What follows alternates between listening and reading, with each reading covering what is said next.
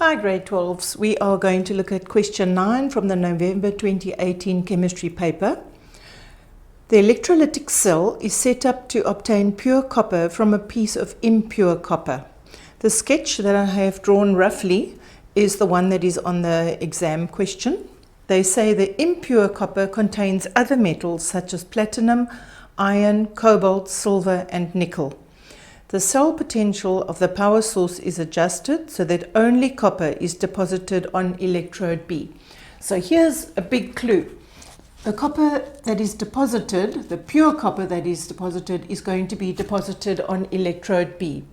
Firstly, when you see an electrochemical cell question, check to see whether it is electrolysis or whether it is a voltaic cell or galvanic cell, and voltaic cell are the same thing. In this case, we have a power source, so it is definitely electrolysis. Electrical energy is converted to chemical energy. There's our power source. We do not know whether this is the positive or negative, these two electrodes, which one is positive, which one is negative.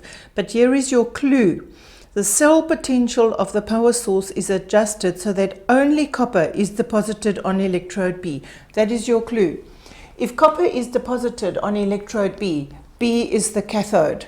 Remember, during electroplating and refining of metals or purification of metals, the cathode is the target. Remember that? The cathode is the target. So if your pure metal is being formed at electrode B, or if the substance that you are coating during electroplating is electrode B, then electrode B is the target. That is the cathode. They want you to define an electrolytic cell. We will look at the answer for that. An electrolytic cell is a cell in which electrical energy is converted to chemical energy. A cell in which electrical energy is converted to chemical energy.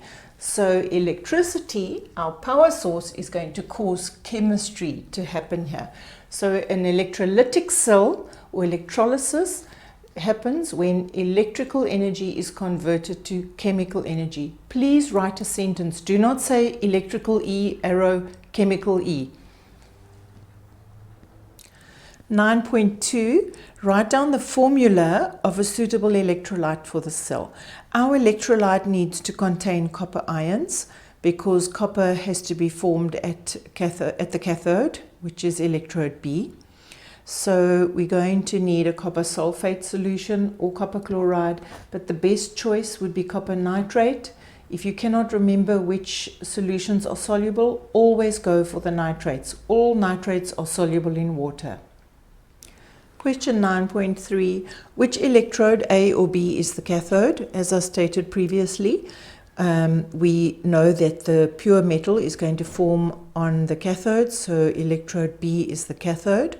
Write down the relevant half reaction taking place at this electrode. The copper ions from the solution take up 2 electrons which come through the external circuit, through the wires.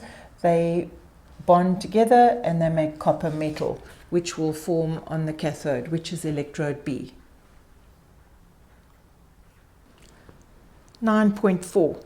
Sludge forms below one of the electrodes while the cell above is in operation. Which of the metals, platinum, iron, cobalt, silver or nickel, will be present in the sludge? The answer is platinum and silver.